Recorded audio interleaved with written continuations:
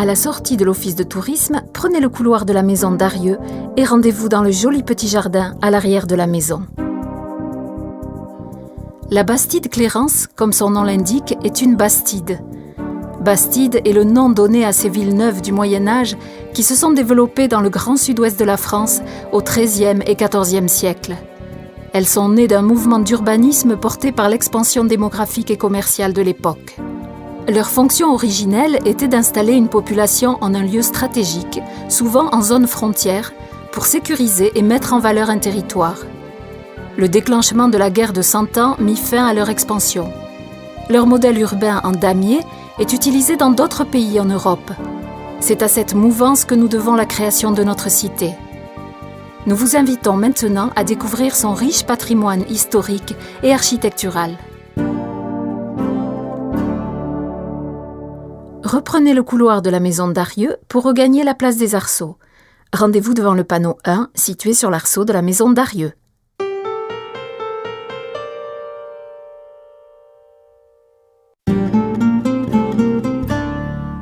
Au XIIIe siècle, la Navarre est chassée des côtes du Guipuscoa, actuelle province de Saint-Sébastien, par les Castillans.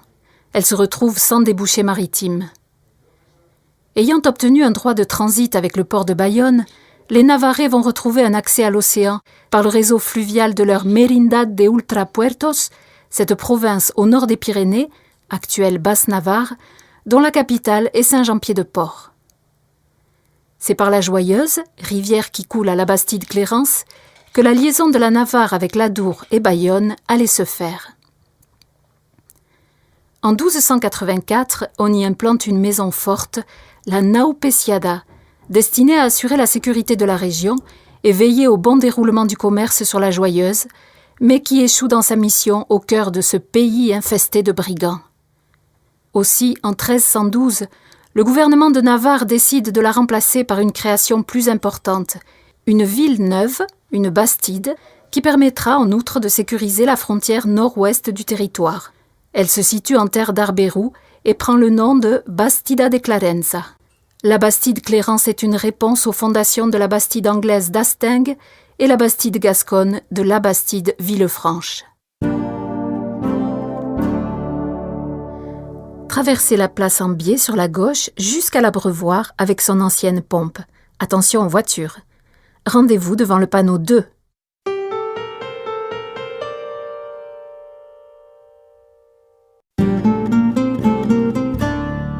La structure urbaine des bastides est constituée d'un plan tramé et d'îlots réguliers en lanière, d'une voie principale et d'une place centrale, cœur du dispositif. Cette structure apparaît d'évidence en parcourant le village. De part et d'autre d'un axe principal formé par la rue Notre-Dame, qui part de l'ancien port fluvial et qui suit la ligne de crête jusqu'à l'église au sommet du village, s'articulent perpendiculairement les parcelles, le bâti et les jardins. À espace régulier, des rues et ruelles transversales viennent croiser à angle droit pour mener aux deux rues parallèles, la rue Saint-Jean-Passe-Millon et la rue des Frères et du Moulin. Grande nouveauté pour l'époque, on ne trouve ni château ni église au cœur d'une bastide, mais une place dédiée au marché. Dès sa fondation, la ville neuve était une place marchande, et la place des Arceaux avec ses couverts jouait un rôle fondamental. Toute denrée destinée à la vente devait y être présentée à un membre du corps de ville, l'autorité municipale. Des siècles durant, son marché et ses foires apportèrent prospérité à la ville. Elles sont fréquentées au XVIIe siècle par de nombreux marchands, drapiers, quincailliers, serruriers, maquignons en grains et en bétail, venus de Soule et de Béarn. Article 16 de la charte de 1312, que le marché ait lieu le lundi de chaque semaine. Article 44 de la charte de 1312, que les foires se tiennent dans la dite ville à date fixe pour la Saint-Michel de mai et pour la Saint-Martin de l'hiver chaque année. Et alors moi je me rappelle de ma grand-mère, déjà la mère de mon père. Ils habitaient au quartier Toulon là-bas, 5 km d'ici. Elle venait au marché avec l'ânesse, avec les schistos, on appelait les schistos, c'était 2 corbeilles de chaque côté, donc. Et voilà, et beaucoup comme elle, quoi, disons. À tout le village. Et oui. Il était assez important. Moi, je me rappelle lorsqu'on était gosses, nous, Le marché était assez important. Hein. D'ailleurs, il y avait beaucoup de maquignons qui attendaient le marché à la Bastide. Oui, beaucoup. Parce Oui. que les gens d'Ayer, d'Isturitz, venaient souvent au marché de la souvent au Bastide. marché de la Bastide. Un marché sur deux, quoi. Tous les 15 jours. Tous les 15 jours. Tous les Voilà. 15 jours. C'était une semaine à Bastille, la Et semaine la après, semaine suivante à Sparin. Voilà, ouais. Alors après les bonhommes, évidemment, quand ils étaient contents, s'ils avaient vendu leurs produits, et bien après, bon, c'était la fête, quoi. Ils buvaient de bons coups de rouge, et voilà, ils chantaient, et puis voilà, ils revenaient contents à la maison. Ils allaient chez Pierre Carny. Ils étaient des fois bien pompettes et pas trop aptes de pouvoir marcher, alors ils se mettaient dans la charrette, et c'est les vaches ou les bœufs qui les conduisaient à la maison. Ça, c'est sûr. Souvent, ça arrivait. Oui, oui. Ah oui. Ils savaient le chemin, oui, les bêtes. Les bêtes connaissaient. Hein. Avec Saint-Jean-Pied-de-Port, Saint-Palais, Garis et l'Arceveau, la Bastide-Clérance compte parmi les 5 communautés auxquelles les forts de Navarre reconnaissent le statut de ville. À ce titre, elle recevra une dizaine de fois les États de Navarre, qui tiendront dans l'église leur session annuelle. Remontez la place jusqu'au panneau 3, situé sur la maison Choly.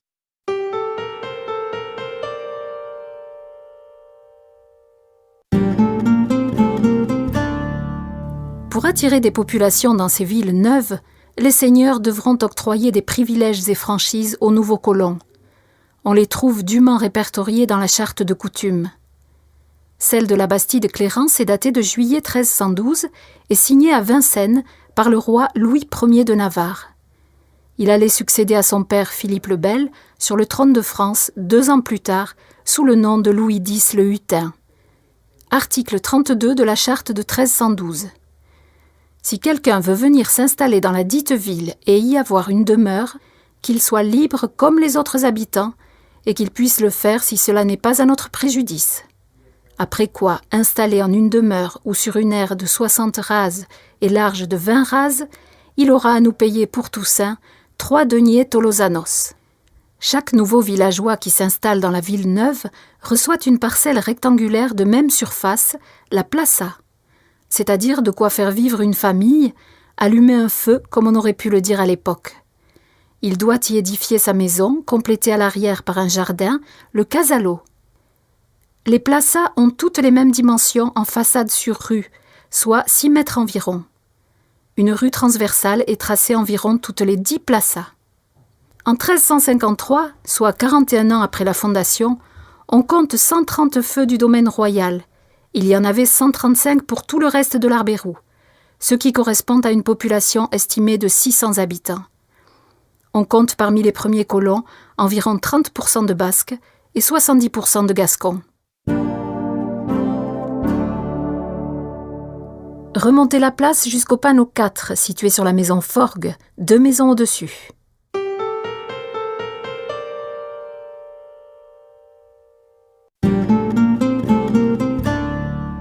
La Bastide-Clérance se situe à la frontière des provinces basques du Labourd et de la Basse-Navarre, et le charme du village est dû en partie à l'architecture contrastée de ses maisons. Celle-ci se caractérise par 2 types d'architecture. La maison à pignon, toit à 2 pentes, avec une façade à colombage rouge ou vert. La maison navarraise, au toit à 4 pentes et à l'entrée principale cintrée. Les encadrements des baies et les éléments de modénature en grès ou en calcaire gris se détachent sur fond d'enduit blanc. Les maisons sont séparées par l'androne. Cet espace entre 2 bâtiments avait une double fonction: ménager une rigole conduisant les eaux usées vers l'arrière et limiter la propagation des incendies. On remarque un usage de charpente assez rare, les entrées saillants. L'entrée est la pièce horizontale qui relie la charpente du toit. Ici, il traverse le mur et les pièces de bois sont chevillées à l'extérieur. À partir du XVIIIe siècle, l'entrée est calée dans le mur et colmatée. Veuillez maintenant remonter la rue Notre-Dame vers l'église. Rendez-vous devant le panneau 5, situé à gauche, sur la maison David.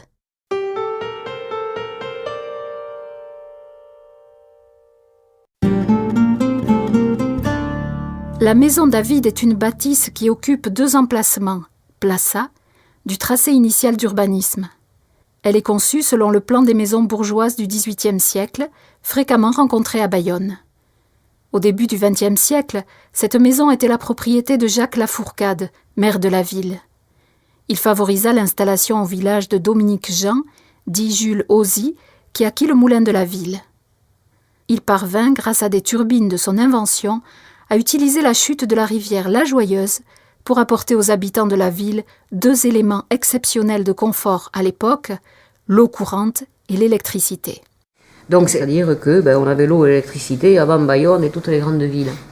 Alors moi j'ai une anecdote, c'était un petit bar dans la rue qui descend, et la grand-mère, qui était toute gamine à l'époque, m'a raconté que effectivement chaque maison avait une ampoule. Et donc l'ampoule, l'ampoule était dans la salle du bar. Et à la fin du marché, ou même en cours de semaine, mais surtout à la fin du marché, à 7h, 8h, 9h du soir, il y avait l'ampoule misérable qui éclairait à peine un tout petit peu, parce que tout le monde avait la lumière allumée. Mais plus on avançait, c'est-à-dire 11h, minuit, c'est-à-dire quand les gens ailleurs dans le village éteignaient, que eux, dans le bar, ils n'arrivaient pas à faire partir les derniers, à les faire rentrer à la maison du marché. Elle disait, mais alors là, cette ampoule, au moment où il fallait qu'ils partent, elle pétait le feu du tonnerre et on n'arrivait pas à vider ce bar. Francis James vint dans cette maison rendre visite au père Michel Cayava, frère de Madame Lafourcade, et l'un des pères fondateurs de l'abbaye bénédictine voisine de Belloc. C'est ici que le poète décida de son retour à une vie religieuse, en présence de son ami Paul Claudel. Remontez encore la rue et rendez-vous devant le panneau 6, situé à droite sur la maison médecin.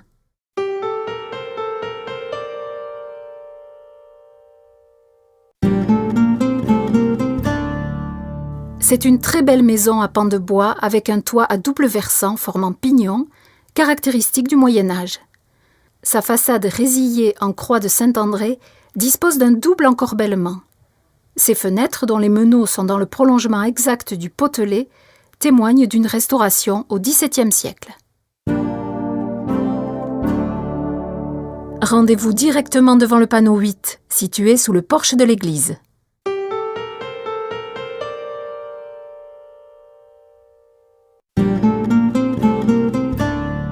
L'église Notre-Dame de l'Assomption fut consacrée en 1315 par l'évêque de Pampelune, capitale de la Navarre. L'église est remarquable par son porche, dominé jusqu'en 1792 par les armes de Navarre et seul témoin de l'édifice du XIVe siècle. Particularité de cette église, ses cloîtres latéraux ou galeries portiques latérales, pavés de dalles funéraires, qui servent toujours aujourd'hui de cimetière pour les familles du village. C'est là que se tenaient jusqu'à la fin du XVIIIe siècle les assemblées capitulaires. Elles rassemblaient les représentants des 400 maisons de la paroisse qui délibéraient sur toutes les affaires concernant la communauté. De la Navarre à la France, la dernière de ces assemblées eut lieu le 8 décembre 1789, date à laquelle la ville s'incorpora au royaume de France. L'intérieur de l'imposant édifice offre un bel exemple d'église basque à tribune.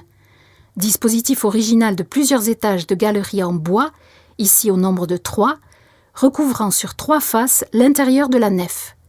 L'accès en était réservé aux hommes. À gauche du porche, retrouvez, cachée sous l'escalier qui descend des tribunes, la porte des cagots.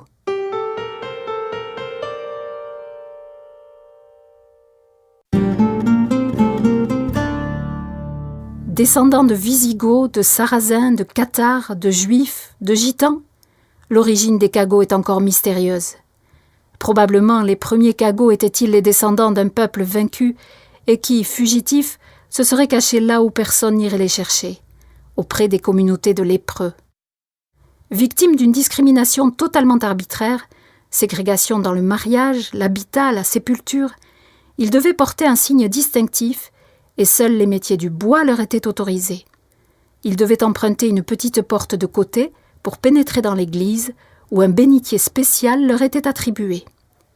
Il fallut attendre la fin du XIXe siècle pour les voir se fondre au reste de la population. Moi, il y a un lieu qui m'émeut vraiment dans ce village, dans mon village, c'est la porte des cagots.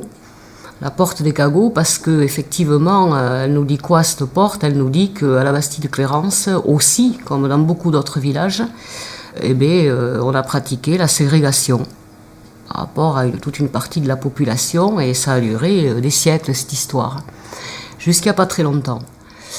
Mais cette porte, elle me dit autre chose, elle me dit aussi, je trouve bien qu'elle soit là, qu'elle soit en place, qu'on n'ait pas effacé cette partie de notre histoire, parce que cette porte, moi, elle me dit qu'il faut rester vigilant, parce que aujourd'hui aussi, la ségrégation, le racisme, la mise au banc de certaines catégories, ça existe toujours.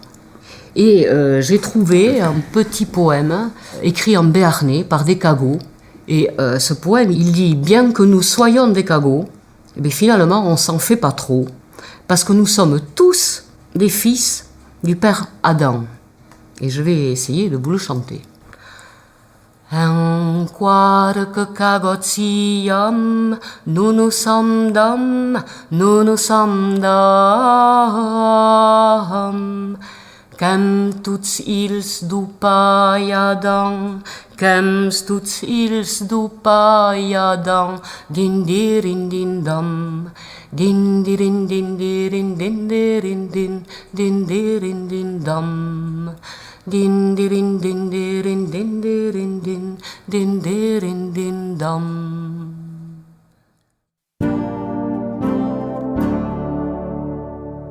Remontez le cloître et empruntez le petit escalier en pierre face à vous.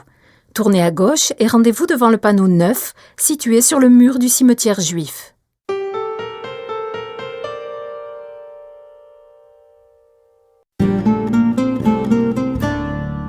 Au début du XVIIe siècle, un événement va accentuer la diversité sociale de la Bastide-Clérance.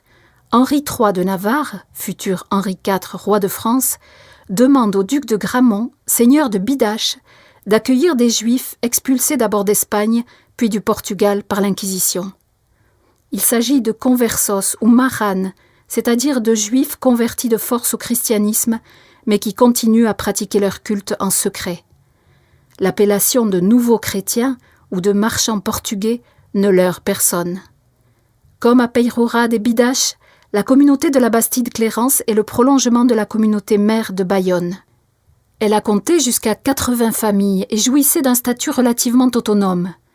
Elle s'engagea à fournir un apothicaire et un médecin à sa ville d'accueil et fut très active dans le domaine du commerce et de la finance quand la Bastide était une place commerciale importante. Elle possédait ses bains, sa synagogue et son cimetière particulier, dont la plus ancienne tombe date de 1610 et la plus récente de 1785. La communauté israélite bastidote chuta brutalement au XVIIIe siècle en raison du déclin économique de la ville, pour disparaître après la Révolution française, où ils deviennent citoyens à part entière. On revient un peu en arrière, on se retrouve au XVIIe siècle, à la Bastide-Clérance. 80 familles de séfarades, ça fait presque 350 habitants. C'est énorme pour un village qui en faisait peut-être 2000. Si on transpose ça aujourd'hui en disant tiens, on donne l'accueil à 350 personnes qui arrivent ou 200. Et puis je me dis, dans ce village, on parlait déjà basque, gascon, il y avait beaucoup de monde qui passait, ces foires, ces marchés.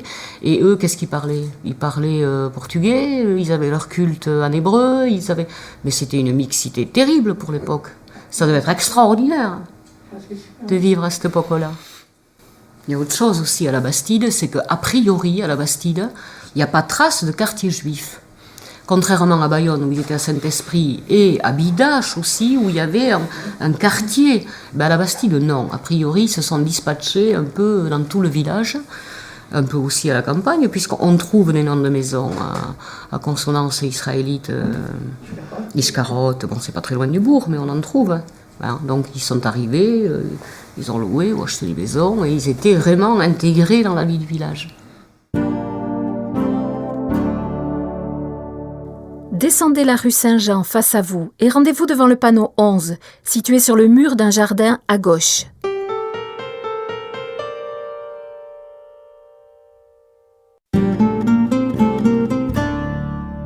Le Casalotte, c'est le jardin de la Plaça, situé à l'arrière de la maison.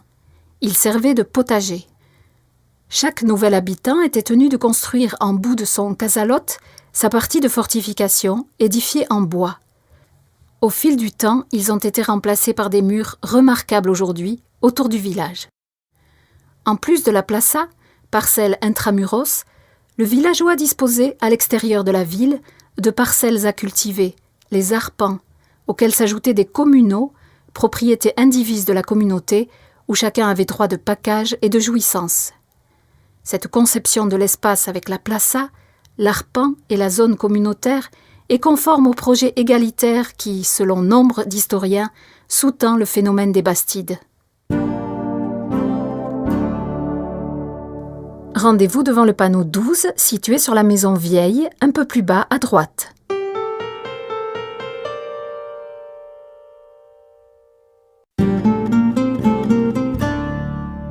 Cette maison porte la date de 1581. Elle offre un exemple d'architecture navarraise avec son plan rectangulaire, son toit à 4 pentes et son entrée principale cintrée. Comme devant la plupart des maisons, on trouve le taoulé. Assises sur ces bancs de pierre, les bonnetières tricotaient les bérets qui étaient ensuite lavés pour feutrage au moulin du Foulon. Ils pouvaient alors être teints et à la fin du travail, c'est à nouveau sur le taoulé que l'on faisait sécher les bérets. Avec la bonnetterie, les métiers du fer, cloutier, forgeron, taillandier, faisaient vivre en 1800 près de la moitié de la population qui comptait 2200 habitants. Il y avait beaucoup de cloutiers à l'époque ici à la Bastide. Aussi. Chaque fois qu'il y avait un mariage ou un enterrement, je retrouve les documents avec écrit dessus profession cloutier, profession bonnetier. Il y avait les bonnetiers aussi. J'avais vu un document avec du four où il y avait 70 cloutiers à une certaine époque. Ouais. Mais ce n'étaient pas tous des forgerons, c'est-à-dire que les paysans eux-mêmes avaient le bio de cloutier et l'hiver ils faisaient des clous.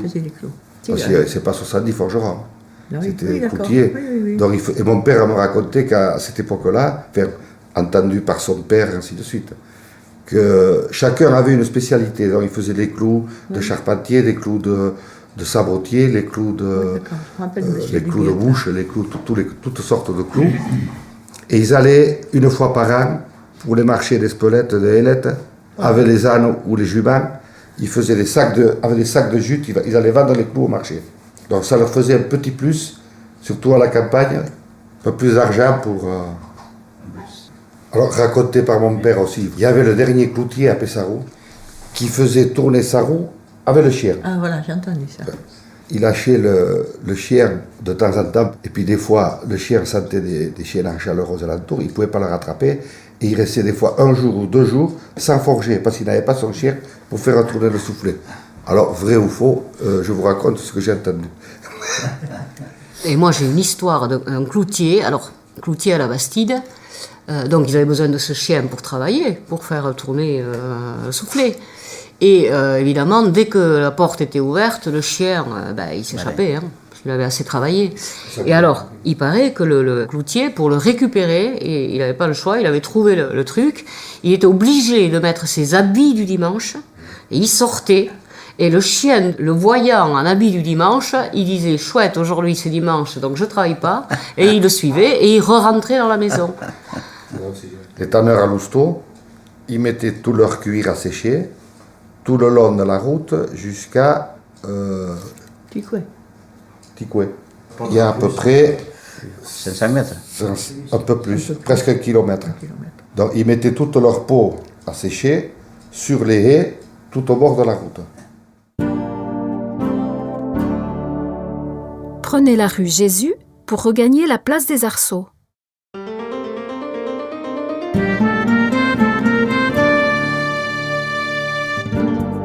Cette balade à travers places, rues et ruelles de notre Bastide se termine. Mais nous vous invitons maintenant à venir écouter les bastidotes et les bastidos d'aujourd'hui qui viennent à votre rencontre par le biais d'un petit reportage diffusé à l'Office de tourisme.